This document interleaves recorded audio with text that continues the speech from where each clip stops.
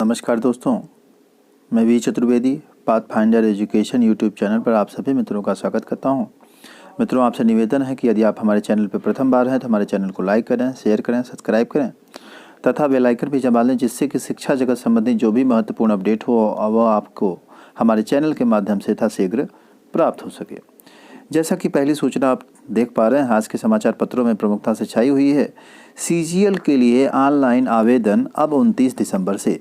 कर्मचारी चयन आयोग ने संयुक्त स्नातक स्तरीय सीजीएल की जो परीक्षा है 2020, उसके लिए जो आवेदन की तिथि है वह 21 दिसंबर से बढ़ा करके 29 दिसंबर कर दी है। आयोग की ओर से यह निर्णय CHMSL 2020 के लिए आवेदन की तिथि 2 बार आगे बढ़ाए जाने के निर्णय के बाद लिया गया है।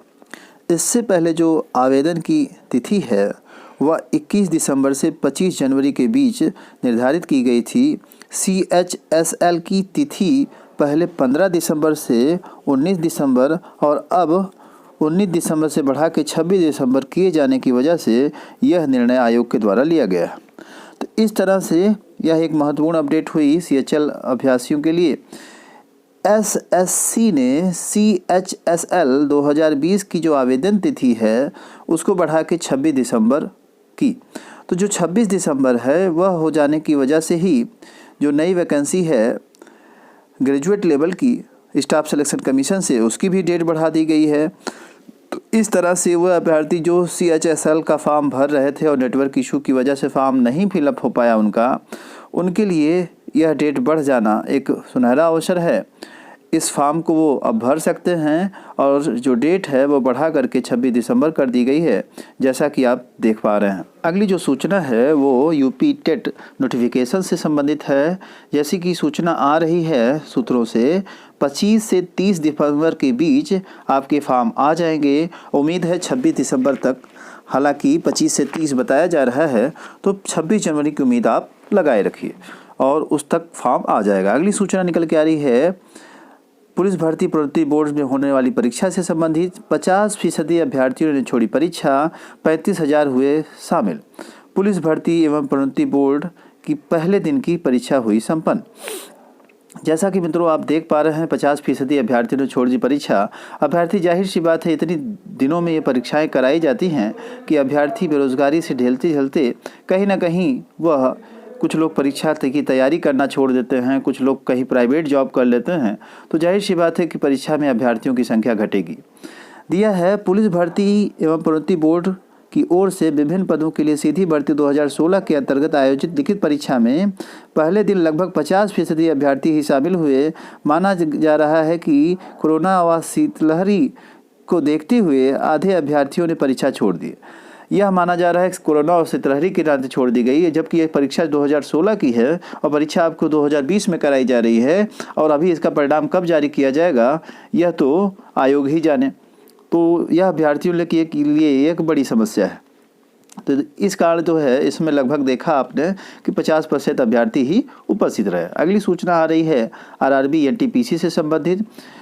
15 भाषाओं में रहेगा RRB NTPC परीक्षा का प्रश्न पत्र। आपको पता है 28 दिसंबर से शुरू होने जा रही RRB की NTPC की जो परीक्षा है उसमें जो परीक्षा का प्रश्न पत्र है वह लगभग 15 भाषाओं में बनाया जाएगा, ऐसा जो है आज के समाचार पत्रों में प्रथमा से छाया हुआ है। रेलवे भर्ती बोर्ड RRB की ओर से नॉन टेक्निकल पॉपुलर कैटेगरी की भर्ती परीक्षा में प्रश्न पत्र 15 भाषाओं में रहेगा। अभ्यर्थियों को सहूलियत के लिए RRB प्रशासन ने हिंदी, अंग्रेजी के अलावा असमिया, कन्नड़, कोंकणी, मराठी, उर्दू, तमिल आदि भाषाओं का भी इस्तेमाल करने की बात कही है। यह जो परीक्षा है NTPC की वह 28 दिसंबर से शुरू हो रही है और यह परीक्षा 13 जनवरी तक लगभग जाएगी। तो 28 दिसंबर से ये जो शुरू होने वाली परीक्षा है उसमें लगभग 90 मिनट का समय हर अभ्यर्थियों को मिलेगा। परीक्षा केंद्र पर 1 घंटा पहले पहुंचना होगा और 90 मिनट की जो परीक्षा होगी कंप्यूटर आधारित वो कराई जाएगी। परीक्षार्थियों को केंद्र पर 1 घंटा पहले पहुंचना होगा और 100 क्वेश्चनों का प्रश्न पत्र उससे पूछा जाएगा।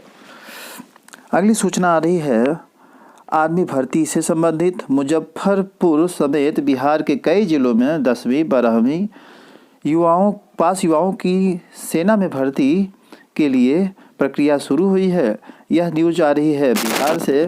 तो बिहार में जो भी अभ्यर्थी 10वीं या 12वीं पास हैं उनको सेना में भर्ती होने के लिए रैली शुरू की गई है और मुजफ्फरपुर समेत कई ऐसे ज़िले हैं जहां की ये भर्ती प्रक्रिया शुरू की गई है।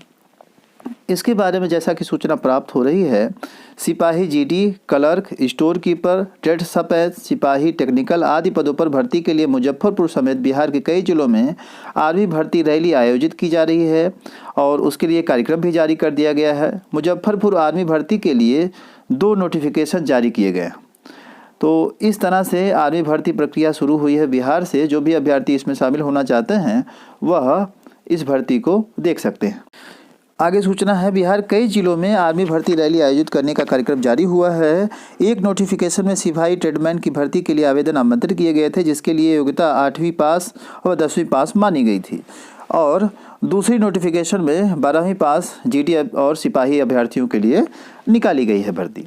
तो इस तरह से यह 2 नोटिफिकेशन के थ्रू भर्ती प्रक्रिया चल रही है और इसकी जो डिटेल जानकारी है उसके लिए आप आयोग की जो वेबसाइट है उस पर देख सकते हैं joinindianarmy.nic.in पर। और इसमें सेना में रैली ग्राउंड पर प्रवेश पत्र के जरिए ही प्रवेश दिया जाएगा। रैली की तिथि जो कुछ दिन पूर्व अभ्यर्थी उसके रजिस्टर्ड ईमेल के जरिए प्रवेश पत्र भेजे जाएंगे। तो आर्मी भर्ती के लिए जो है ये रजिस्टर्ड होना ज़रूरी होगा। दिसंबर 2020 से 14 जनवरी 2021 तक यह भर्ती प्रक्रिया चलेगी। सुप्रीम कोर्ट ने कहा सामान्य श्रेणी सभी के लिए है खुली। आरक्षण मुद्दे पर सुप्रीम कोर्ट का एक महत्वपूर्ण फैसला आया है। महिला अभ्यर्थियों के लिए यह फैसला है। सुप्रीम कोर्ट ने आरक्षण को लेकर के एक फैसले में कहा कि आरक्षित वर्ग सामान्य श्रेणी में आ सकता है और सभी सामान्य श्रेणी में महिला अभ्यर्थी हों या पुरुष अभ्यर्थी हों सबको समान अधिकार होगा। इस आदेश से 21 महिला अभ्यर्थियों के जो हक है वो सुरक्षित रह गया। शीर्ष अदालत में 21 महिला अभ्यर्थियों के पक्ष में फैसला सुनाया गया है। उन्होंने समान श्रेणी में महिला अंतिम सफल उम्मीदवारों द्वारा प्राप्त अंकों से अधिक अंक हासिल किए थे। इस नाते उनका अनुरोध था कि उनका जो चयन है वह जनरल कैटेगरी में किया जाए। तो इस कारण जो है उनको कोर्ट ने यह आदेश दिया है कि उनका जो चयन है वो जनरल कैटेगरी में किया जाए। स्वतंत्रता सेनानी व पूर्व सैनिक जैसे विशेष वर्गों के तहत रिक्तियों में भरने के लिए राज्य की तरफ से जो नीति है उसके अनुसार सामान्य वर्ग श्रेणी के लिए कट-ऑफ से ज़्यादा अंक हासिल करने वाले पुरुष उम्मीदवारों का चयन तो सामान्य में होता है, लेकिन महिला उम्मीदवारों को यह नियम लागू नहीं होता है। तो इसी कारणवश महिला अभ्यर्थियों ने जो कोर्ट किया तो कोर्ट के फैसले के अनुसार महिला अभ्यर्थियों को भी इस कोटे के अनुसार लाभ मिलेगा। दरअसल हाईकोर्ट ने अपने कई फैसलों में कहा था कि एसटी, एससी और ओबीसी के मेधावी छात्रों का जो चयन है वो जनरल कैटेगरी में होना चाहिए। इस कारण यह एक फैसला महत्वपूर्ण फैसला रहा है कोर्ट का जो कि आया है और महिला अभ्यर्थियों के लिए यह विशेषता है। अब उनको भी स्वतंत्रता सेनानी आदि की जो कोटा होगा उसमें उनको लाभ मिलेगा। अगली सूचना निकल के आ रही है, एडेड कॉलेजों में प्रधानाचार्य चयन की तैयारी। प्रदेश के एडेड माध्यमिक कॉलेजों के लिए प्रधानाचार्य चयन की जो तैयारी है वो तेज हो गई है। नए साल में 2013 की जो भर्ती कार्यक्रम है उसका शेड्यूल जारी कर दिया जाएगा। 7 सालों से भर्ती में जो भी अभ्यर्थी इन्होंने फॉर्म भरा था वे इंतज़ार कर रहे थे इस भर्ती प्रक्रिया का। भर्ती प्रदेश के 17 मंडलों के लिए होनी है। वर्ष 2013 की यह भर्ती है। हाई कोर्ट ने भी मई 2021 तक इस भर्ती प्रक्रिया को पूरे करने का आदेश भी जारी कर दिया है। अशासकीय सहायता प्राप्त एडेड माध्यमिक कॉलेजों में शिक्षकों की जो बड़े पैमाने पर जो कमी है उसको देखते हुए यह प्रक्रिया और तेज़ी से की जा रही है। हालांकि आप सभी जैसा कि देख पा रहे हैं 7 साल लग गए इनको परीक्षा की डेट देने में, अभी साक्षात्कार संभव नहीं हो पाया है। जल्द ही साक्षात्कार लिए जाएंगे और नई भर्ती भी इस विभाग में प्रधानाचार्य की आने वाली है। तो इस तरह से सूचना सुनने के लिए आप लोगों का बहुत बहुत धन्यवाद। हमारे चैनल को लाइक शेयर